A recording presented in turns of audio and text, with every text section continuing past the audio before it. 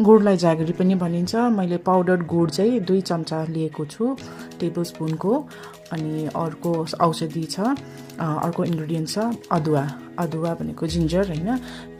सानो टुक्रा जिन्जर लिएर त्यसलाई मजाले पिल गरी वाश गरेर चाहिँ ग्रेट गर्नुपर्ने हुन्छ। अनि अर्को छ अजवाइन, ज्वानो पनि भन्छ है। ज्वानो सानो चम्चाको 1 चम्चा लिने, मेथी पनि त्यसै गरी 1 चम्चा लिने सानो चम्चाको।